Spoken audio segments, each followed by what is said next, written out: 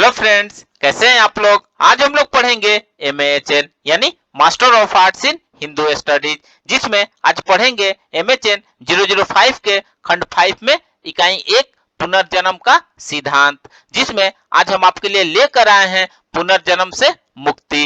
तो video start करने से पहले जो भी फ्रेंड्स हमारे चैनल पर नए आए हैं कृपया चैनल को सब्सक्राइब कर ले और बेल आइकन को प्रेस कर दे, ताकि जो भी लेटेस्ट वीडियो हमारे चैनल पे आए वो सबसे पहले आपको मिल सके। तो आइए ज्यादा टाइम को न लेते हुए चलते हैं अपने टॉपिक पर। पुनर्जन्म का सिद्धांत में पुनर्जन्म से मुक्ति के बारे में पढ़ते हैं। तो आइए वीडियो को स्टार्ट करते हैं। मोक्ष की दशा पुनर्जन्म की मुक्ति है। यह तथ्य समग्र हिंदू चिंतन में मान्य है। वैदिक और अवैदिक, प्राचीन और अर्वाचीन सभी चिंतन प्रणालियां अवतारी पुरुष, गुरु आदि ने मोक्ष की दशा को पुनर्जन्म से छुटकारा माना है। कठोपनिषद में लिखा है कि आत्मा को रथी समझो, शरीर को रथ समझो, बुद्धि को सारथी समझो और मन को लगाम लगाओ। इंद्रियों को घोड़ा कहते हैं, रूप रस आदि को उनका विषय कहते हैं। विद्वान कहते हैं कि इंद्रिय और मन से युक्त आत्मा भोगता है जो ज्ञान रहित है। उसका मन सदा अयुक्त चंचल रहता है और उसकी इंद्रियां उसके बस में वैसे ही नहीं रहती जैसे दुष्ट घोड़े सारथी के बस में नहीं रहते हैं। जो ज्ञानवान होता है, जिसका मन संयत रहता है, उसकी इंद्रियां उसके बस में वैसे ही रहती है जैसे अच्छे घोड़े सारथी के बस में रहते हैं। जो सचमुच ज्ञान रहित है, विचारहीन है, सदा असूची है, वह उस परम पद को प्राप्त नहीं कर सकता। वह इस संसार में पुनः आता है। जब इस भूलोक में रहने का समय पार हो जाता है तब जीवात्मा इस पार्थिव शरीर से अपने को हटा लेता है और एक सूक्ष्म शरीर से अदृश्य लोकों में चला जाता है। वह इस पार्थिव जीवन के फलों को भोगने के लिए उन लोकों को जाता है जहां इन फलों का उपभोग हो सके। बृहदारण्यक उपनिषद में इसका वर्णन किया गया है कि जीवात्मा इस शरीर को छोड़ देता है और अपने साथ ज्ञान और कर्म फल को ले जाता है। तब सुनार जिस प्रकार सोने का एक टुकड़ा लेकर एक दूसरा नवीन एवं अधिक सुंदर रूप बनाता है, उसी तरह आत्मा इस शरीर को छोड़कर अविद्या से दूर हटाकर एक दूसरे एवं सुंदर शरीर को ग्रहण करता है। इस रूप में वह अदृश्य लोक को जाता है जिसके लिए वह योग्य है। तब उपनिषद बतलाता है कि कर्म फल भोग लेने पर क्या होता है। उस कर्म को जिसको यहाँ करता है वह फल के अंत को प्राप्त होकर यह उस लोक से इस कर्म भूमि को फिर लौटता है। इसी प्रकार उसकी भी बात है जो इच्छा करता है। यह प्रक्रिया तब तक बार बार होती है जब तक उसकी वासनाएं बनी रहती हैं, क्योंकि ये वासनाएं ही उसे पुनर्जन्म के चक्र में बांधे रहती है। यह सचमुच उसके विषय में है जो इच्छा करता है। यही भाव देवी भागवत में भी प्रकट किया गया है। जीव अपने पहले शरीर को छोड़कर कर्म के बस में होकर अपने कर्म के अनुसार स्वर्ग या नरक को प्राप्त करता है और दिव्य देह को प्राप्त करके अथवा इच्छा से उत्पन्न यातना के शरीर को प्राप्त होकर स्वर्ग अथवा नरक में भिन्न भिन्न भोगों का अनुभव करता है। भोग भोगने के पश्चात जब उसके पुनर्जन्म का समय आता है तो काल इसके संचित कर्मों में से कुछ कर्मों को चुनकर उसके साथ लगा देता है। जीवात्मा के चित्त रूप का विकास होना और वासनाओं का शुद्ध होना, यही दो बातें हैं जो मनुष्य योनि में होती है। मन की प्रौढ़ी तत्पश्चात बुद्धि का विस्तार, यही इस यात्रा के क्रम का निर्देश करती है। महाभारत में मनुष्य शरीर की रचना का विशद वर्णन है। उसका संक्षेप निम्नलिखित है।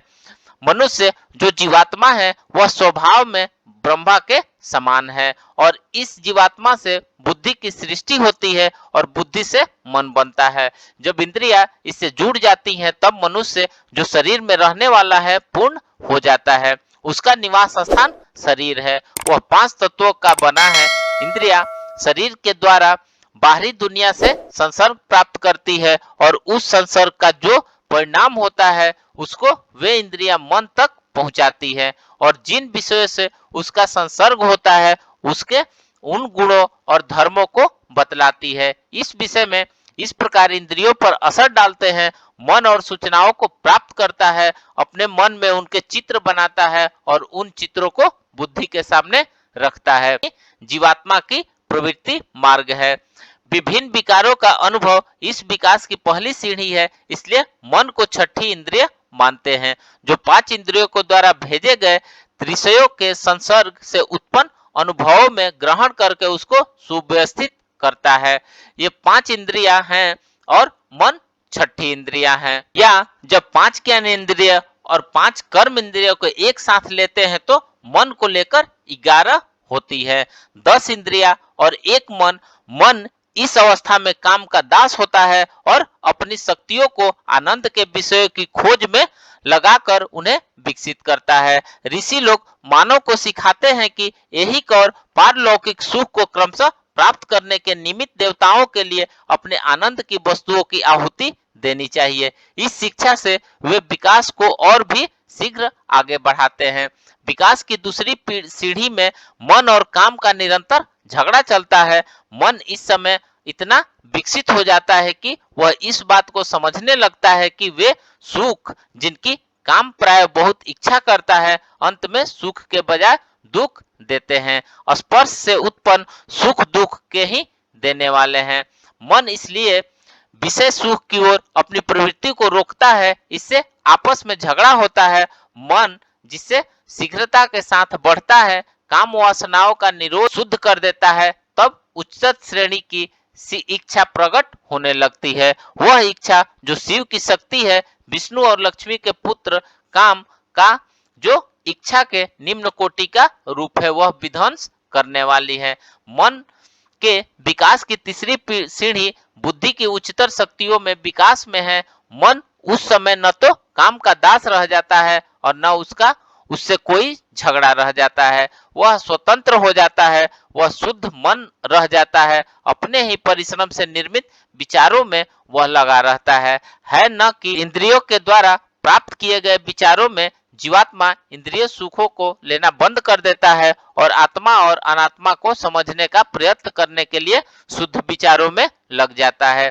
यह सीढ़ी उस बुद्धि के विकास तक पहुंचा देती है जिसे शुद्ध तर्क या उच्च प्रज्ञा कहते हैं, जिसकी अभिव्यक्ति ज्ञान है, जो विद्या और प्रेम के संयोग से होता है और जो केवल आत्मा को देखता है और प्रेम करता है। यज्ञ से यज्ञ अच्छा है और ये परंतप पार्थ सब कार्य ज्ञान में समाप्त होते हैं। इससे तुम देखोगे कि सभी जीव आत्मा में है और इस प्रकार मुझ में है।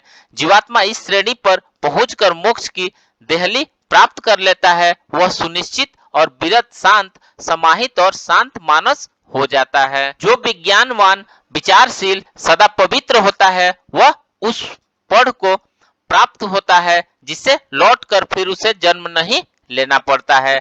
जन्म मरण का चक्र जीवात्मा के लिए सदा नहीं रहता है, वह तो अपनी इच्छा से इसमें बंधा रहता है। उन इच्छाओं की समाप्ति के साथ साथ वह मुक्त हो जाता है। अपने स्वभाव के न जानने के कारण वह बंधा रहता है। इस अज्ञान के समाप्त होते ही वह अपने को मुक्त जान लेता है। केवल वह मृत्यु से मृत्यु को प्राप्त होता है, जो अनेकता देखता है। जब सब कामनाएं जो इसके हृदय में है मुक्त हो जाती है, तब मर्त्य अमृत हो जाता है और वह ब्रह्मानंद लेने लगता है। इसलिए इस प्रकार ज्ञानवान शांत दांत उपरत तितिक्षु समाहित होकर वह आत्मा को आत्मा में देखता है, सबको आत्मा ही देखता है। पाप उसको अनुभूत नहीं करते, वह सब पापों को अभिभूत कर लेता है। उसके छीण नहीं करते, वह पाप को छीण करता है। पाप से मुक्त काम वासना से मुक्त होकर वह ब्राह्मण हो जाता है। यही ब्रह्मलोक है। सृष्टि का क्रम उल्टा प्रलय है। जैसे महाभारत में बहुत ही स्पष्ट रूप से बताया गया है कि महाभारत से हम संक्षेप में प्रलय का क्रम वैसे ही प्राप्त कर लेते हैं जैसे कि संक्षेप में सृष्टि के क्रम। शरीर के द्वारा बाहरी विषयों से इंद्रियों का जो सत्संग होता है, उससे इंद्रियों के अलग कर लिया जाता है और वे इंद्रियां शांत हो जाती है। इंद्रियों के द्वारा प्राप्त रूपों के अध्ययन से मन को अलग कर लिया जाता है और मन शांत हो जाता है। मन के द्वारा उपस्थित किए गए विचारों को समझने से बुद्धि अपने को अलग कर लेती है और शांत हो जाती है और आत्मा को प्रतिबिंब करती है। जब तक मन इंद्रियों को लगा रहता है तब तक उसे यपति प्रतीत होती है। जब वह बुद्धि की ओर मुड़ता है तो आनंद प्राप्त करता है। निवृत्ति मार्ग पर जब जीवात्मा चलता है तो वह संसार के चक्कर से निवृत्त हो जाता है और अपने सत्य सनातन निवास स्थान पहुंच जाता है। इस मार्ग पर चलते समय प्रवृत्ति मार्ग के सब ऋण चुकता होते जाते हैं। आत्मा को देखना ज्ञान है, आत्मा को प्रेम करना शक्ति है, आत्मा की सेवा करना कर्म है। इस प्रकार ज्ञान, भक्ति, कर्म ये तीन मोक्ष के मार्ग है। ज्ञान मार्ग उनके लिए है जिनमें चित्त की प्रधानता है, भक्ति मार्ग उनके लिए है जिनमें इच्छा की प्रधानता है, कर्म मार्ग उनके लिए है जिनमें क्रिया की प्रधानता है। परंतु प्रत्येक मार्ग में जीवांता के त्रिधा स्वभाव होने के कारण इसके तीनों रूपों का विकास अवश्य होते रहना चाहिए। जब ज्ञानी को ज्ञान प्राप्त करता है तो भक्ति और सत्कर्म भी उसके पास आ जाते हैं। है भक्त की भक्ति परिपक्व हो जाने पर वह देखेगा कि क्रिया और ज्ञान भी उसे प्राप्त हो गए हैं। कर्मण्य पुरुष में सब कर्म निस्वार्थ होते हैं, इसलिए वह ज्ञान और भक्ति को प्राप्त कर लेता है। तीनों मार्ग वास्तव में एक ही हैं, जिनमें तीन प्रकार की भिन्न प्रकृतियां अपने अति विशेष उपकरणों में से किसी एक को प्रधानता देती है। योग उस प्रक्रिया को बतलाता है जिससे आत्मा का दर्शन, उसके प्रति प्रेम और उसकी सेवा की जा सके। श्री कृष्ण ने सांख्य और योग के विषय में जो वचन कहे हैं उसका समुचित प्रयोग यहाँ किया जा सकता है। अज्ञान बालक लोग कहते हैं कि सांख्य और योग अलग है। पंडित लोग ऐसा नहीं कहते। जो एक में सम्यक रूप से स्थित है वह दोनों का फल प्राप्त करता है। जो संस्था सांख्यों के द्वारा प्राप्त होता है वह योगों के द्वारा भी प्राप्त होता है। मुक्त पुरुष तीनों लोकों में कर्म करे चाहे न करे उसके लिए दोनों बराबर है। ऋषि लोग मुक्त है और तीनों लोकों के धारण और पथ प्रदर्शन में लगे हैं। जनक मुक्त थे और राजा एक राजा थे, अपने राज्य का संचालन करते थे। तुलाधार मुक्त थे और एक व्यापारी थे और तराजू से अपना सामान तौला करते थे। इतिहास में बहुत से मुक्तों के बारे में बताया गया है जो प्राकृतिक दशाओं से घिरे हुए हैं। मुक्ति में सब दशाओं का परिवर्तन नहीं होता है बल्कि अपनी दशा का परिवर्तन होता है। जीवात्मा को आसपास की वस्तुओं में कोई परिवर्तन नहीं होता है। जीवात्मा का आत्मा और अनात्मा के प्रति केवल भाव बदल जाता है। ऊपर कहा गया है कि विकास का प्रसार ऊपर की ओर और आगे की ओर होता है, तो कभी कुछ समय के लिए इसकी विपरीत गति हो सकती है। आर्यों के कुछ बहुत प्राचीन ग्रंथों में इस प्रकार प्रत्यावर्तनों के भय को बहुत महत्व दिया गया है। उन दिनों जब ये पुस्तकें लिखी गई थी, अब की अपेक्षा प्रत्यावर्तनों की आकांक्षा बहुत अधिक थी। श्री कृष्ण अपने बहुत से पिछले दिनों में कहते हैं कि अधम आसुरी ही योनियों में डाले जाते हैं और नीच आसुरी पुरुष केवल कुल में वे उत्पन्न होते हैं। नियम यह है कि जब मनुष्य अपने को मनुष्यता के स्तर से नीचे गिरा देता है तो वह अपने बहुत से गुणों को निम्नतर स्तर के जीवों के रूप में धारण करके ही प्रकट कर सकता है। तब वह पुनर्जन्म लेते समय मनुष्य का शरीर ही नहीं पा सकता, इसलिए उसकी प्रगति रुक जाती है। वह निम्न कोटि के जीवों के शरीर में बंध जाता है। वह उस समय पशु, वनस्पति अथवा खनिज जीव की श्रेणी में पहुंच जाता है और वहां तब तक रहता है जब तक वह मनुष्य योनि से भिन्न योनि के बंधनों को तोड़कर मनुष्य योनि में जन्म लेने के लिए योग्य नहीं हो जाता है।